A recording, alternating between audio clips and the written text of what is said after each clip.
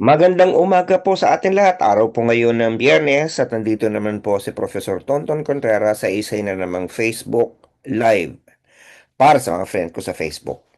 Dito sa Usapang Politika at syempre dun po sa mga followers ko dito at mga subscriber ko naman sa YouTube ay Team Replay. Na maaga po tayo ngayon kasi wala po ngayong impeachment trial na tayo abangan.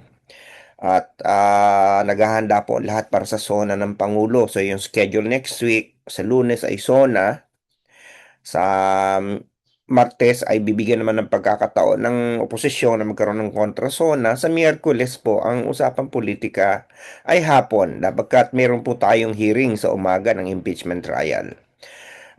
Ng alas 10 yata hanggang alas 3. Inilipat nila ang schedule. Sa Lunes ay baka po gabi na uli ang ating usapang politika o baka hindi po tayo magkausapang politika sa Lunes. Alam niyo kung bakit? Kasi punong-puno po schedule ko sa Lunes. Gawa ng mga interview sa SONA, sa State of the Nation Address. Sa umaga may meeting ako, may biyahe, so hindi natin alam. Sa hapon may SONA coverage na yun muna ang ating pagbibigyan. So kung meron pa tayong energy sa gabi, eh baka pwede pa naman tayo magkaroon ng ah, usapang politika. Otherwise, babawi na lang po ako sa inyo sa Martes. Okay, nagpapaalam na ako na kung wala po tayong usapang politika next week sa Lunes ay sa Martes meron po tayong usapang politika. Dahil bigyan natin ng pagkakataon ng SONA. Okay, pag-usapan natin yung araw na to, dahil wala namang impeachment trial, let's go to a very important technicality. Kasi ang unang nilitis sa impeachment trial ay yung grave threat, yung pagbabanta ni Sara Duterte sa buhay ng ating pangulo, ng First Lady at ng former Speaker si Martin Romualdez. At kung natatandaan ninyo, actually sino ba naman ang hindi ah nakapanood ng kanyang pagbabanta na sabi niya kung siya daw ay mamatay, meron na siyang kinausap na patayin din si President Marcos, First Lady Lisa Araneta Marcos at si Martin Romualdez. At pumayag daw yung kausap niya. No joke, no joke. Ito ay bilang sagot doon sa tanong nung Princess Maui na tungkol sa anong gagawin niya gawa ng mag-ingat siya dahil merong Operation Romanov di umano. Okay?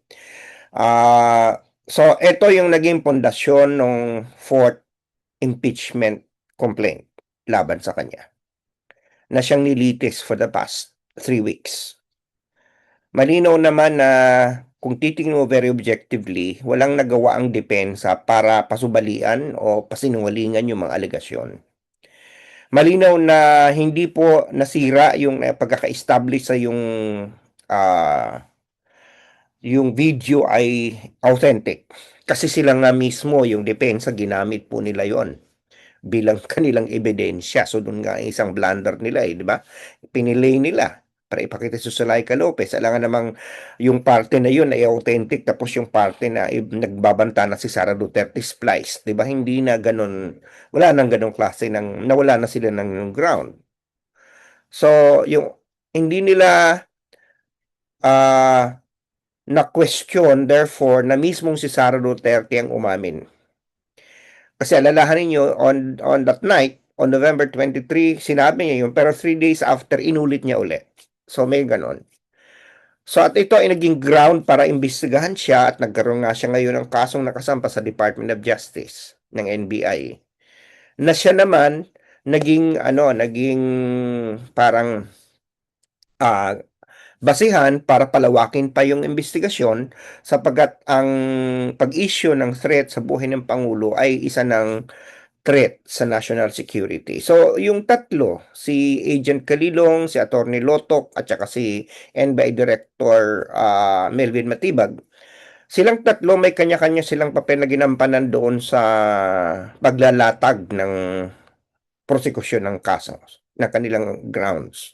Yung una, yung si Lotok, si Kalilong pinatunayan yung authenticity at yung handling ng ebidensya ng video. Si Lotok ay pinatunayan na yun ang naging basehan ng investigasyon na ginawa nila at nag-file sila ng complaint sa Department of Justice, ang NBI. At si Matibag ay mas pinatunayan din na ang ang ang pangyayaring yon ay nagpalawak pa, nag-lead pa to the creation, sineryoso yon ng gobyerno at nag-lead pa sa creation ng task force. Dahil anything that is a threat to the life of the president, kichismis man yan, kaya hindi, ay isang threat, isang banta na dapat siniseryoso sapagkat ito ay panganib sa national security, presidente yan eh. At walang nagawa para matibag ang depensa, para matibag nila yung ganong ebidensya. Sila nga mismo ay ginamit nila yung video. Pero marami ang nabawasan sa angas ng testimonya ni Matibag. Kasi nga naman plinay up siya na magpapasabog siya ng bomba. At ang hinaasahan ng mga tao, ngangalanan na niya kung sino yung kinausap ni Sara Duterte para patayin si Pangulong Marcos, si First Lady at ang dating speaker. Ang nabagit lang niya, meron na silang lead, meron silang persons of interest, meron silang halos mga 20 tao na nasa listahan nila. Pero ang inaasahan ng tao ay bomba. Nasasabi niya na ito ang kinausap. Na parang as if madaling gawin, di ba? So, maraming nagsasabi, Dad, quitis na hindi sumabog. Well, ako naman kasi ang pananaw ko ganito eh. Hindi ko alam kung bakit masyadong fixated ang mga tao sa kung sino yung kinausap para patayin. Of course, syempre mas dramatic yun. Alam mo naman, nanonood tayo ng soap opera, di ba? Parang every day, Monday, Tuesday, Wednesday, meron tayong inaabangan ng parang may season. So yung unang season, yung fourth impeachment complaint, di ba? Meron tayong inaabangan na dapat sasabog eh. Na parang, syempre for the media, it is also important kasi mas newsworthy yun eh, di ba? Mas ibig sabihin yan, imagine may report mo kung sino yung taong yun. Pero nalilimutan na hindi naman yon ang issue pagdating sa impeachment complaint. Hindi naman kailangang maipakita in fact kung sino yung kinausap para patayin. Hindi rin importante yung context. Kasi ang iba, iniisip nila, masyado siyang kasing pinush eh. 'Di ba? Masyado siyang, imagine yung kanyang beloved na chief of staff, yung kanyang pinagkakatiwalang chief of staff ay biglang i-detain ng House tapos ngayon gusto nang i-move sa correctional, eh di syempre sino ba naman ang hindi magwawala doon. Pero alam mo, sa chronology ng events, nagpakita ng prosecution na hindi totoo yun. Kasi tingin yung logic. Kung mag-argue ka na nag-trigger kay Sara Duterte para mag-issue ng grave threat, okay? At magkontrata ng killer, ay yung nangyari kay Sulaika, hindi logical. Kasi ano ba ang sinabi niya? Anong mag-press conference? May nakausap na siya na papatay kapag may mangyari sa kanya. Right? So, ibig sabihin yan, with or without the Sulaika incident, meron siyang kinausap para pumatay. Ang pag-issue niya ng grave threat ay na-trigger siguro noong nangyari, pero meron siyang kinausap before. Kasi sabi nga niya, reaction niya lang yun daw sa nangabanta sa buhay niya na hindi naman, nung siya pinatawag naman ng NBI para magbigay ng reklamo, wala naman siya binigay na detalye. So, anong gagawin?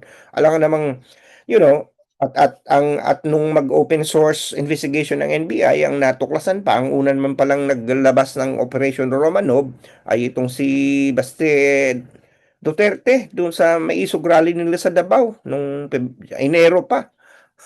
'Di ba? Nung 2024. O, 'di ba? So doon yung unang at ang pagsabi niya ng Operation Romanov bilang banta pa sa buhay ng Pangulo.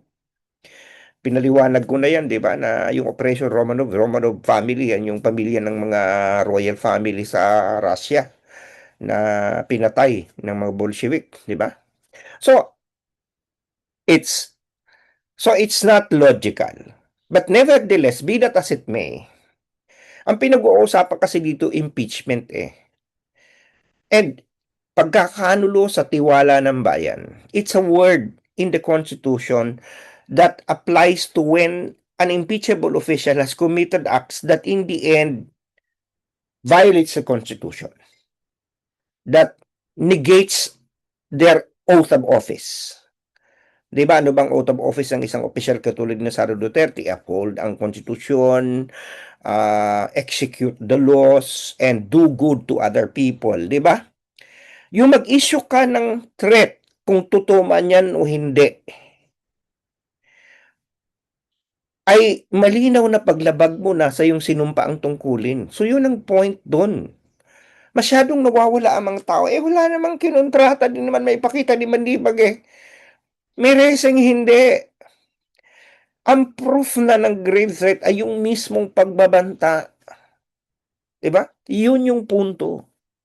Yun na yung nagpapatunay na pinagkanulanan niya ang saligang batas. Sapagkat simple lang, the act itself of pagbabanta, kahit na wala, kunyari, panabasin natin, sinungaling si Sara Duterte, di ba? Kunyari, yung no joke niya, yung sinabi niya mismo na ako'y may nakausap na at pumayag siya. Kahit sabihin natin na hindi totoo yun at wala naman siya kinausap at di ba? Hindi naman niya binawi yung 3 days after eh. Kasi kung talaga namang, baka after 3 days, sinabi niya, pasensya na po, ako'y nadala lang ng aking bugso ng damdamin. Normal naman yun, galit siya. Kung wala siyang ginawang, inulit niya pa. Di ba? But pagpalagay ng siya ay nagsisinungaling, the fact na meron siyang ginawang pagbabanta, kung totoo man yun o hindi, ay nilabag niya na ang kanyang oath of office. Kasi, even, laging sinasabi ng mga tao, alam mo, ang mindset kasi ng tao, kasama ng ibang senator judges at ang iba pang nasa media, gusto nila drama. Di ba? Which is, ang point dito, krimen, may ginawang krimen. Ayon sa revised penal code, issuance of grave threat is already a crime in itself. Wala ngang conditional threat eh. It's a grave threat. Na papatayin mo yung tao, papatay mo yung tao pag may nangyari sa'yo. Kasi, ang hinahanap nila yung una, wala namang kinausap. Oh, well, it doesn't matter. Nag-issue ka pa rin ng threat. Pangalawa, hindi naman nangyari.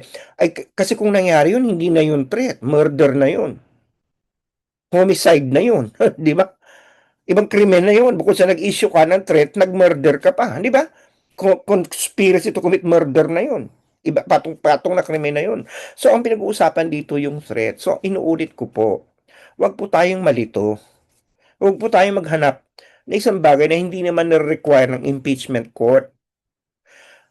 Ang impeachment is not about a crime. An impeachment is about a conduct that makes the person unfit because she already betrayed the public trust. Also known as violated her oath of office, also known as the Constitution was violated. Public official siya, vice president siya. Ang pinag-uusapan dito, hindi criminal ba siya? Ang pinag-uusapan dito, fit ba siya para manatiling vice presidente? Yung criminal case, iniimbestiga na ng DOJ, nakasampa na yan sa DOJ. Kaya lang siguro hindi may file kasi vice presidente siya at merong impeachment trial. Tinatanong ba't yung iba hindi fina-file? Simply, lalong magiging complicated kung isasabay yan sa impeachment complaint. Na habang tinatry, sasampan mo siya ng kaso, di lalong nang nagkyaw-kyaw ang mga tao na ginigipit talaga si Sara Duterte. Kaya ang taas-taas, di ba sabi ng kaibigan natin si Ronnie Holmes sa taga Pulse Asia, yan siguro dahilan kung bakit mataas ang kanyang rating kasi naahawa ang mga tao at parang ginigipit. Alam mo, doon ako medyo talaga disappointed sa bayan eh.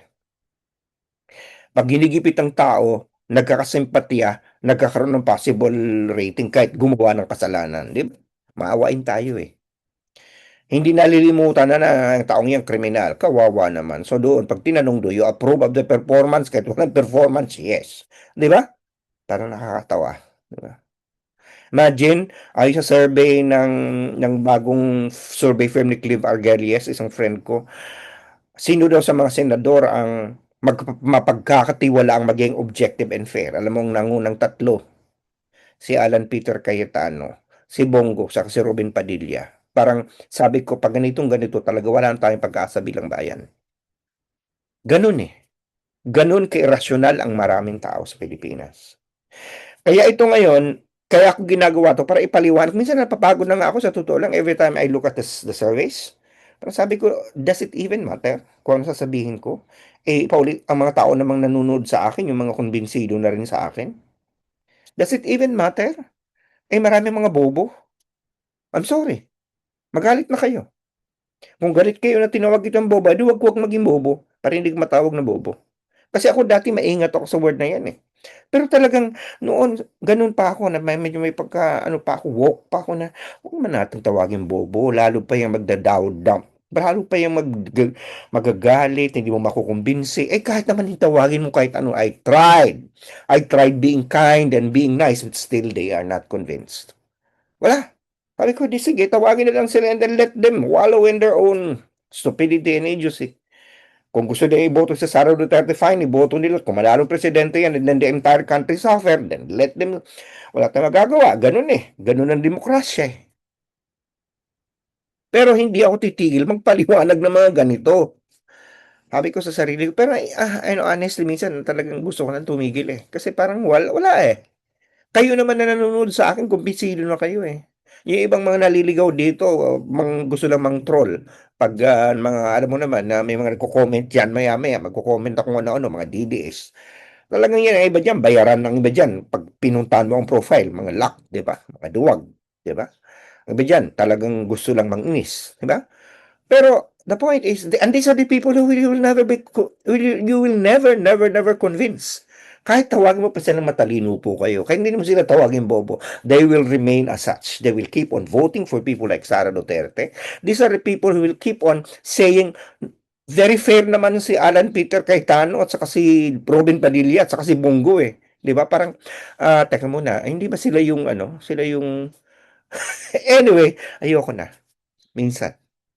Pero ito nga, pinapaliwanag ko doon sa mga convinced na kasi importante, patuloy ko pa rin may paliwanag sa mga gustong makinig at sa mga pwede pang impluensyahan na hindi po natin dito hinahanap sa impeachment kung siya ay nag-commit ng krimen. Ang pinag-uusapan natin dito, siya po ba ay nararapat mang manatili sa posisyon kahit na siya isang tao na hindi makapagpigil ng kanyang sarili at basta-basta na lang nananapak ng sheriff or katulad nito, madaling magbanta. At ang kanyang pagbabanta hindi lang isang beses eh. Di ba yung kanyang meron pa siyang parang akma na babarilin si President Marcos, di ba? Parang these are all evidence of a woman who simply is not stable.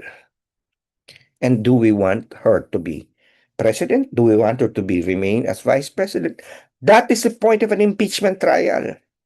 So, tigilan nyo na yung kaabang kung sino yung kanyang kinontrata. Kahit na wala siyang kinontrata, which means nagsinungaling siya sa bayan, which could be another ground. Imagine, lulukuhin tayo, sasabihin meron siyang kinontrata. Kagulo na, yung pala wala naman, dahil galit lang siya. Nag-issue pa rin siya ng pagbabanta. Para bang ganito yon, kayong makinig kayo sa akin. Kung meron ba kayong kapitbahay na sinabihan kayong PI ka 8 beses at kapag may nangyari sa akin, pag namatay ako, meron na akong kinausap na patayin ka, ang asawa mo, at kung sino pa yung barangay kapitan, nakakampi mo, PI ka. At pumayag na yon, pagkakatiwalaan mo ba yung taong yan? Di ba? Hindi na importante kung talaga may kinausap siya. Hindi ba? Hindi na importante. The fact na nagbanta na siya sa'yo, hindi siya nakarapat-dapat ng pagtitiwala mo. Anyway, siya, sige na. Sana nakapagturo ako sa inyong kaisipan, naplos ko yung puso at napabago pa na sa buhay, lalong-lalo sa usapang politikal. Dahil sabi sa akin ng Lasal, teach mind, touch heart, and transform lives. Sana nakapagsilbi ako sa bayan. Dahil sabi sa akin ng UP namin mahal, serve the people. O sige, weekend po bukas, wala po tayong usapang politika sa Lunes, baka po wala. Kasi ay may mga SONA, may mga appearance po na may meron akong baka maraming tumawag sa akin sa interview, sa umaga may meeting ako. So baka sa Tuesday na tayo mag-usapang politika. Tapos sa Wednesday, hapon, dahil merong umaga na impeachment trial. Sige, enjoy the weekend, rest, and be healthy, and enjoy and have time with your family and loved ones. Lagi kong sinasabi, UP naming mahal, Ani mula sa magandang umaga, magandang tanghali, magandang hapon, magandang gabi. Nasa man kayo naroon sa mundo, lalong-lalo na doon sa mga team replay. Bye for now. Talk to you most likely Tuesday. Bye.